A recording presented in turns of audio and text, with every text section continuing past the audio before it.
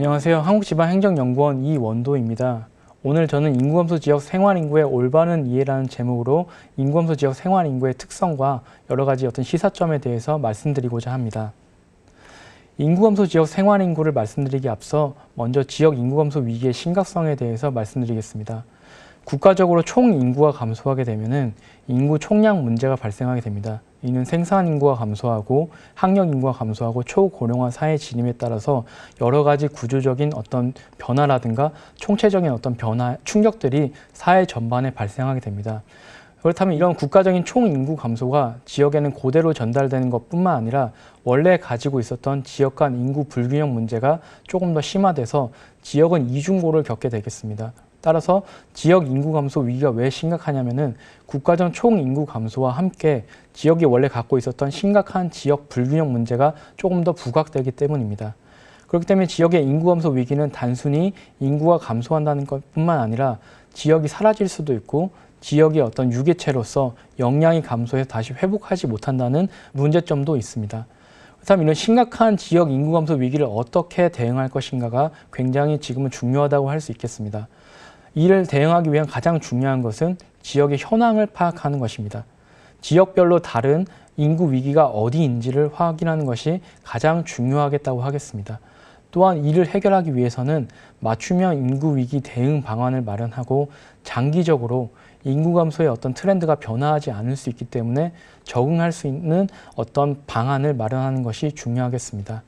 이를 종합하면 지역 인구 현상의 빠른 파악과 이해가 중요하고 인구 감소 시대, 즉 인구의 재생산이 감소하고 있는 시대에 새로운 지역 정책이 필요합니다. 그렇다면 지역 인구 감소 위기 해법을 위해서 여러 가지 정책 대안을 마련하는 데 있어서 가장 중요한 것 중에 하나가 지방 소멸의 현실화를 막는 것입니다. 지역 소멸이라고도 불리는 이 지방 소멸의 용어는 각기 다르게 좀 혼용되고 있습니다. 그래서 지방 소멸의 정의에 대해서 조금 짚고 넘어가고자 합니다. 지방 소멸은 세 가지의 중요한 키워드가 포함되어 있습니다. 첫 번째는 이런 지방 소멸이 인구 감소 위기로 나타나지만 주로 지방 소멸 현상이 나타나는 국가들은 수도권 집중이 심화된 국가에서 발생한다는 것입니다. 두 번째는 수도권 집중이 심화된 국가에서는 자연적인 인구 감소와 함께 좀 더 위기가 도드라지고 있는 지방 소멸이 현실화되고 있는 지역에서는 사회적인 인구 증감이 굉장히 불공정한 측면으로서 진행되고 있습니다. 특히 지역에서 가장 중추적으로 자리매김해야 될 청년 인구와 중장년층의 유출 심화가 발생하고 있다는 것입니다. 세 번째는 지방 소멸도 급격하게 한 번에 일어나는 것이 아니라 단계별로 진행될 수 있다는 것입니다. 왼쪽 하단에 보시는 것처럼 지방의 기능을 도식화하였을 때 인구 감소가 나타난 첫 번째 단계에서는 지방의 기능이 큰 감소가 나타나지 않지만 두 번째와 세 번째 단계에서는 급속한 지방의 역량이 감소하게 됩니다. 특히 우리나라에서는 이 지방 소멸 두 번째 단계에 있다고 할 수 있는데요. 여러 가지 공동체의 공동체의 붕괴가 시작하고 지역 경제의 쇠퇴가 주로 나타나게 됩니다. 마지막 단계라고 할 수 있는 세 번째 단계에서는 말 그대로 지역 소멸이 발생하는 것인데 지역이 유계체라고 한다면은 지역에 더 이상 사람이 살지 않거나 지방에 더 이상의 서비스가 공급되지 않는 굉장히 심각한 수준이라고 할 수 있겠습니다. 이런 3단계까지 가지 않는 것이 지금 지방 소멸이 얼마만큼 심각한지 지역 인구 위기를 빨리 극복해야 되는지의 목표라고 할 수 있겠습니다. 이런 지역 인구 위기 감소 문제를 정부에 대응하는 세 가지의 주요 방향에 대해서 말씀드리고자 합니다. 첫 번째는 인구 정책을 넘어서 인구 전략으로서 기획되고 있습니다. 이는 인구가 감소하는 문제뿐만 아니라 아까 보여드렸던 지역 경제의 쇠퇴, 지역 역량 감소, 여러 가지 재반 문제들을 함께 고려하여서 인구 감소 문제가 심각한 인구 감소 지역을 지정하고 이 지역의 행재정적인 특례를 지원하는 것과 동시에 이 지역의 활력을 제고하기 위해서 지방 소멸 대응 기금안을 조성하는 등 기획의 측면에서 여러 가지 새로운 발걸음이 있었습니다. 두 번째는 이런 여러 가지 기획된 것이 시행되기 위해서 어떤 것을 목표로 시행해야 될지를 인구감소 지역 대응 기본 계획을 통해서 마련하였습니다. 하나의 틀로서 마련하였는데 이는 기존의 저출산 고령화 대응 계획과 달리 하향식 계획이 아니라 상향식 기본 계획입니다. 그래서 인구감소 지역에서 가장 처음에 시작을 해서 인구감소 지역이 포함된 광역시도 국가의 범부처 단위에서 인구감소 지역 대응 기본 계획을 마련하였습니다. 이런 작성된 인구감소 지역 대응 기본 계획은 투자 계획과의 연계를 통해서 어떻게 하면 조금 더 효과적으로 정책이 집행될 수 있을지에 대해서 진행되고 있습니다. 맨 마지막에 이런 앞선 기획과 정책을 시행되기 위해서 제도적인 기틀을 마련하려는데 그것이 인구감소 지역 지원 특별법입니다. 이 인구감소 지역 특별법에서는 인구감소 지역의 행재정적 특례와 더불어서 중앙과 지자체, 그리고 지자체와 지자체 간 연계 협력 강화를 위한 제도적인 지원 방안을 마련하였습니다. 이런 지역 인구감소 위기 극복 및 지역 활력 제고의 어떤 세 가지의 세부 목표가 있는데, 첫 번째는 정주 여건을 개선하는 것, 두 번째는 생활 인구를 확대하는 것, 세 번째는 지역 경제를 활성화하는 것입니다. 오늘 제가 말씀드린 내용은 이 두 번째인 생활 인구 확대에 관한 내용입니다. 아마 인구감소 지역에 대해서 들어보신 분도 있고 못 들어보신 분도 있을 것입니다. 인구감소 지역은 2021년 10월에 인구감소 지역 특별법과 그 시행령에 기반하여서 89개 인구감소 지역이 보시는 그림의 이제 하늘색 그림처럼 지정되었습니다. 이 지정된 인구감소 지역은 굉장히 이제 인구감소 위기가 심각하게 나타난 지역이기 때문에 행재정적인 특례를 지원함으로써 위기를 빠르게 극복하고 지역 활력을 제고하는 목적으로서 제정이 되었습니다. 그래서 이 지역 같은 경우에는 중앙정부가 지원을 하고 지자체가 주도하는 효과적인 어떤 정책을 시행함으로써 인구 위기를 타파하는 데 목적을 두고 있습니다. 자, 여기까지 이제 인구감소 지역에 대해서 설명을 드렸고, 인구감소 지역 생활인구가 무엇인지에 대해서 구체적으로 이제 말씀드리고자 합니다. 인구감소 지역 생활인구는 말씀드린 것처럼 인구감소 지원 특별법과 또 생활인구 세부 요건 등에 관한 규정을 바탕으로 굉장히 구체적으로 작성 요건이 마련되어 있는 새로운 대안적인 인구 통계입니다. 기존의 어떤 거주지 기반의 상시 거주 인구라든가 주민등록 인구 통계와 다르게 조금 더 거주민과 함께, 그리고 그 지역을 방문하는 사람, 그 지역에 이제 등록되어 있는 외국인을 포함하고 있는 포괄적인 인구 집단이 얼마만큼 되는지, 또 이것을 조금 더 시의성 있게 보기 위해서 조금 더 빠른 주기로 인구 통계를 작성하여서 지자체에 제공하는 것을 목적으로 하고 있습니다. 이 인구감소 지역 생활인구 같은 경우에는 인구감소 지역을 대상으로 합니다. 그래서 인구감소 지역이 아닌 지역 같은 경우에는 생활인구의 통계가 공표되거나 확인하기 어렵습니다. 또 인구감소 지역 생활인구를 포함되기 위해서는 인구감소 지역에 월 1회 이상, 또 1일 중에 3시간 이상이 체류해야 됩니다. 3시간 이상 이제 체류했을 경우에는 한 명의 생활 인구로 이제 추정이 되겠습니다. 또한 이런 인구감소 지역 생활 인구와 기존의 어떤 지정 통계나 또 국가 승인 통계와 다르게 실험적인 통계이기 때문에 좀 더 유연하게 조사 체계와 수집 방법을 활용할 수 있는데요. 인구감소 지역 생활 인구 같은 경우에는 인구감소 지역 생활 인구 산정 협의체를 통해서 이제 작성되고 있습니다. 이 데이터를 제공하는 가장 중요한 기관은 공공기관과 민간 빅데이터 기관인데, 공공기관에서는 행정안전부와 법무부가 참여하고, 민간 빅데이터의 제공기관에서는 이동통신사와 신용카드사, 최근에는 이제 개인 신용평가사까지 포함해서 여러 가지 어떤 생활인구의 규모뿐만 아니라 특성을 산정하는 데 참여하고 있습니다. 또한 인구감소 지역 생활인구는 아까 말씀드린 것처럼 공공데이터와 빅데이터의 가면 결합을 통해서 작성되기 때문에 안전한 가면 결합을 위해서 가면 결합의 컨설팅 기관과 결합비 관리 기관과 데이터 전문 기관이 참여하고 있습니다. 이렇게 데이터를 제공하고 안전한 가면 결합을 바탕으로 데이터가 작성되게 되면은 가명정보 이용자인 통계청과 한국지방행정연구원이 이 자료를 바탕으로 여러 가지 어떤 특성 분석과 생활인구 통계 지표를 작성하여서 공표하고 있습니다. 인구감소 지역 생활인구 통계라는 것이 그럼 과연 무엇이냐라고 했을 때, 기존의 인구 통계가 조금 더 정태적인 특성에 이제 한정되어 있다면 지역의 어떤 사회적인 어떤 이동이라든가 증감을 확인할 수 있는 동태적인 특성도 포함하고 있다고 하겠습니다. 이제 보시는 이제 지역 간 어떤 인구 흐름들을 보시면은 지역에 방문하는 사람, 그리고 이제 유출된 다른 지역을 방문한 유출 인구로 나타나는데, 인구감소 지역에서는 이런 유입 인구와 유출 인구를 거주민과 또 체류 인구, 방문 인구를 통해서 확인할 수 있다는 장점이 있습니다. 또한 시공간적인 단위가 인구감소 지역 시군구를 89개 시군구를 대상으로 하며 한 달에 한 번 이상, 하루에 3시간 이상 방문한 사람을 대상으로 월별로 얼마나 많은 사람이 방문하였는지, 또 주로 어떠한 사람들이 방문하는지를 확인할 수가 있습니다. 또한 이 사회적 활동과 경제적 활동은 지역에 이제 방문하는 사람들이 무슨 목적으로 왔을까를 이제 추론하기 위해서 아까 말씀드렸던 여러 가지 다른 데이터, 신용카드 데이터라든지 아니면 신용 정보를 바탕으로 이런 여러 가지 목적들을 추론하는 데 활용되고 있습니다. 통계청에서는 이제 인구감소 지역 생활 인구의 어떤 규모뿐만 아니라 현황 자료도 지표를 통해서 제공하고 있습니다. 현재 24년도 1분기부터 3분기가 분기별로 이제 제공이 되고 있고 분기 안에서는 월별 지표가 제공되고 있습니다. 분석 데이터 홈페이지를 가시면 여러 가지 데이터와 지표를 손쉽게 편리하게 확인하실 수가 있습니다. 그래서 여러 가지 지표 중에 대표적으로 등록인구 대비 체류인구 배수는 주민등록인구 대비 지역을 방문하는 유입량이 얼마나 많았는지를 배수로 확인할 수가 있습니다. 또한 평균적으로 이 지역에 얼마나 오랫동안 이제 방문했는지, 또 얼마나 오랫동안 숙박했는지, 또 짧게 지나쳐 갔다면 얼마나 오랫동안 체류했는지 시간을 이런 여러 가지 지표를 통해서 확인할 수 있고, 이런 여러 가지 지표들이 비단 지자체뿐만 아니라 연구기관, 또 지역의 기업에서도 여러 가지 유용한 정보를 제공하고 있습니다. 그래서 인구감소 지역별로 이러한 사회적인 특성과 경제적인 특성의 차이가 있게 되는데요.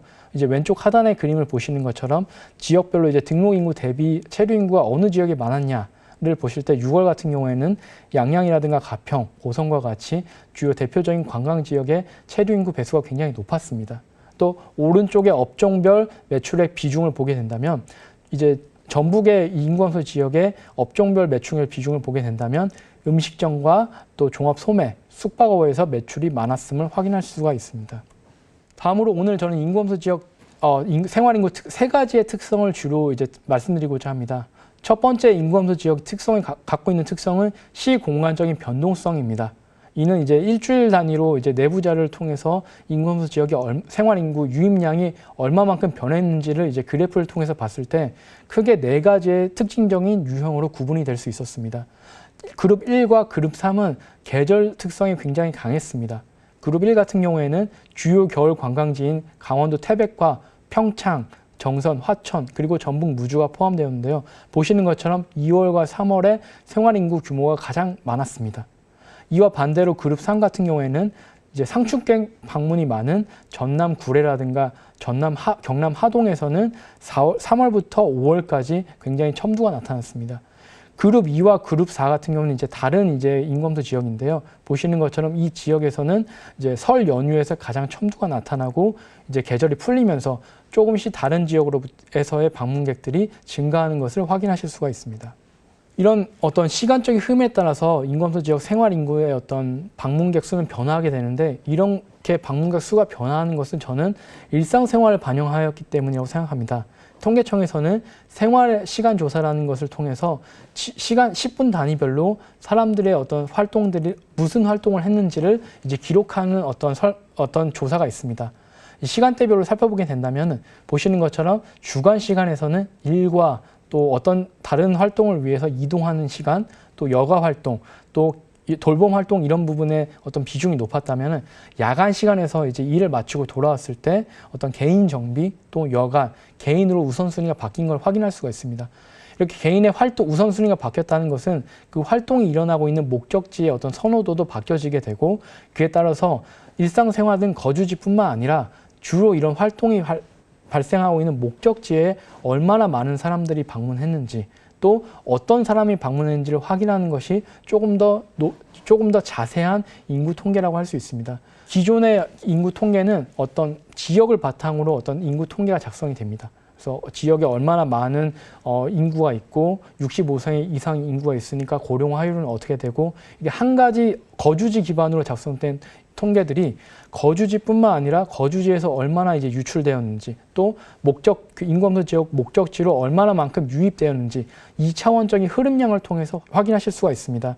이는 보시는 것처럼 이제 가평군과 연천군의 지역 간 흐름량 데이터를 통해서 확인하실 수가 있는데 향후 이제 하반기에는 보시는 것처럼 행정안전부의 어떤 생활인구의 어떤 이런 현황 자료가 지자체에 제공될 예정입니다. 또한 아래 보시는 것처럼 통계청 생활인구 분석 자료를 바탕으로 동일 시도 안에서 어떤 지역에서 주로 방문하였는지 또 동일 시도가 아닌 타 시도에서 얼마나 많은 사람들이 유입이 되었고 가장 많이 유입된 지역은 어디 있는지를 확인하실 수가 있습니다. 이를 바탕으로 같은 지역에 있지 않지만 다른 지역과 얼마나 높은 상호작용이 발생하고 있고 이를 바탕으로서 어떤 연계협력 사업을 진행할 수 있을지를 참고하실 수가 있겠습니다. 하지만 인구감소 지역 생활 인구가 모든 것을 이제 지역의 인구 현황을 제공한다고 해서 지역 인구 감소 위기를 극복하는 데 어떤 모든 해답을 제공하는 것은 아닙니다. 보시는 것처럼 인구감소 지역의 어떤 포괄적인 인구 집단인 거주 등록 인구와 또 체류 인구, 등록 외국인 인구의 전체 모집단 인구는 이동통신 데이터와 또 아까 말씀드렸던 공공 데이터, 신용카드 데이터와 같이 추가적인 데이터를 바탕으로 가면 결합됩니다. 하지만 이동통신 데이터가 전체 모집단의 특성을 모두 다 포함되어 있지 않기 때문에 이 생활인구 데이터는 비확률 표본 자료입니다. 즉 모집단의 특성을 가장 가깝게 나타내고 가장 신뢰성 있게 이것을 결합하지만 일부 특성이 나타나지 않을 수 있고 누락된 특성들이 굉장히 중요할 수도 있습니다. 따라서 인구감소 지역 생활인구는 대안적인 어떤 새로운 인구 통계로서 새로운 시사점을 제공하고 있고 이것을 바탕으로 얼마만큼 변동성을 지니고 있고 특성이 지역별로 다르다는 것에 조금 더 주목해서 분석이 진행돼야 될 것입니다. 다만 이런 정책적인 활용성을 높이기 위해서는 이런 실험적이며 데이터 과학적인 활용 통계가 갖고 있는 고도화가 필요하게 됩니다. 첫 번째 가장 시급한 것은 이런 인구감소 지역의 특수성을 고려한 품질 평가가 필요합니다. 또한 품질 검증을 위한 평가 기준 작성이 마련되어야 될 것입니다. 또한 여기서 그치지 않고 지자체와 더불어서 지방대학 또 지역 기업들이 이 자료를 바탕으로 여러 가지 어떤 새로운 기술을 활용하고 아까 말씀드린 것처럼 시계열 분석이라든가 다른 데이터와의 결합을 통해서 새로운 가치를 지닌 데이터로 재생산됐으면 좋겠습니다. 또한 이런 여러 가지 데이터가 조금 더 편리하게 서비스되기 위해서는 디지털 대시보드와 같이 온라인 현황판이 작성이 되어서 다양한 이용자들의 수요에 만족시킬 수 있게 해야겠습니다. 그래서 오늘 제가 말씀드린 인구감소 지역 생활 인구의 어떤 여러 가지 특성을 바탕으로 저는 두 가지 정책 활용 방안을 제언드리고자 합니다. 첫 번째는 인구감소 지역 생활 인구가 지역 간 연계 협력을 위한 증거 자료로서 활용되어야 된다는 것입니다. 아까 말씀드린 것처럼 인구감소 지역 지원 특별법에서는 중앙과 지자체 그리고 지자체와 지자체 간 연계 협력을 굉장히 강조하고 있습니다. 이는 기존의 어떤 섬처럼 지자체 중심적으로 그리고 지자체 혼자만 독립적으로 살아나는 것이 인구감소 시대에는 어려워졌습니다. 다른 지역과의 어떤 연계 상생 발전을 통해서 지역 간의 어떤 연계 협력을 바탕으로 이 지역에서 거주하면서 다른 지역 연계 협력이 나타난 지역에 소비하고 그 지역에 어떤 통근을 하고 좀 더 유기적인 어떤 협력을 바탕으로 이제 지역의 상생 발전이 전략을 마련되어야 됩니다. 그러기 위해서는 생활인구 흐름량을 통해서 다양한 어떤 상호작용의 정도를 확인해야 되겠습니다. 조금 더 같은 시도 안에서도 친밀한 지역이 있고 덜 친밀한 지역이 있을 것입니다. 그리고 타 시도에서도 조금 더 멀리 떨어져 있지만은 굉장히 많은 유입이 나타나는 지역을 확인하실 수가 있을 것입니다. 그래서 인구감소 지역 지자체에서는 인구감소 지역과 그 인근 지역, 인근 중소도시, 이격된 대도시와의 상호 연계성의 정도를 바탕으로 한 협력 사업 방향 설정이 중요하고 이를 인구감소 지역 생활권 설정을 통해서 추가적인 행재정적인 지원을 받을 수가 있습니다. 최근에 많이 이제 논의가 되고 있는 특례 지정도 이런 연계 협력 사업에서 논의가 될 수 있으면 좋겠습니다. 다만 이런 연계 협력 사업 활성화를 위해서는 제도적인 보완이 필요한데 이런 필요성이 왜 중요한지에 대해서 조금 더 경각심이라든지 사회적인 합의가 진행될 수 있도록 중앙정부 혹은 지자체에서는 조금 더 심도 있는 논의가 필요하겠습니다. 두 번째는 우수 협력 연계 사업이 어디 있는지 이런 것들을 조금 더 적극적으로 발굴하고 확산시킴으로써 인구감소 지역이 개별적인 인구감소 극복과 동시에 연계 협력을 통해서 시너지 효과를 얻을 수 있도록 공동의 해법을 모색할 수 있도록 추가적인 재정 지원이 어떻게 지원될 수 있을지를 뚜렷한 방향 설정이 중요하겠습니다. 그렇다면 이 지원 재원 마련을 위해서 생활인구는 기초 자료로서 활용될 수 있습니다. 지난번 이제 사업비 지원이라든가 보조금, 지방 교부세 교부의 특례라든지 예비 타당성 조세 면제와 같은 부분이 법안들이 발의가 되었으나 모두 계류되었습니다. 다만 이런 것들을 조금 더 검토해서 지역의 어떤 거주민뿐만 아니라 지역에 어떤 방문하는 방문자를 포함한 어떤 규모나 특성을 고려한 사회적 비용 산정에 활용할 수 있겠습니다. 이를 바탕으로 어떤 투자 사업이라든가 중앙정부의 지원할 때 어떤 규모를 산정하는 데 있어서 생활인구와 기초자료로서 활용될 수 있다고 생각됩니다. 또한 인구감소 지원 특별법에서는 지자체가 주도해서 인구감소에 대응하고 국가는 행재정적인 지원을 제공하는 데 있어서 여러 가지 투자 계획이라든가 여러 가지 어떤 근거를 마련하는데 기초 자료로서 인구감소 지역 생활인구가 활용될 수 있다고 생각합니다. 이런 인구감소 지역 생활인구의 어떤 활성화가 진행이 된다면 추가적으로 어떤 세제 혜택이라든가 규제 해소를 통해서 재원 조달의 어떤 자구책 마련에 크게 도움이 될 수 있을 거라고 생각합니다. 오늘 저는 인구감소 지역 생활인구의 어떤 정의와 특성 그리고 현황이 어떻게 작성되고 어떻게 활용될 수 있을지에 대해서 말씀드렸습니다. 하지만 가장 중요한 것은 인구감소 지역 생활인구는 기존의 인구 통계와 달리 대안적인 인구 통계로서 지역의 인구 현황을 좀 더 시의성 있고 뚜렷하게 살펴볼 수 있는 현황 자료입니다. 현황 자료에서 구체적인 지역 인구 감소 위기 극복을 위해서는 어떤 실천 노력이 필요한데 통계청과 행정안전부 그리고 한국지방행정연구원은 인구 감소 지역 생활인구 산정 협의체와 함께 여러 가지 고도화 문제와 신뢰성 문제 해결을 통해서 지자체에서 시의성 있고 또 실효성 있는 정책 대안 마련을 할 수 있도록 노력하겠습니다. 시청해 주셔서 감사합니다.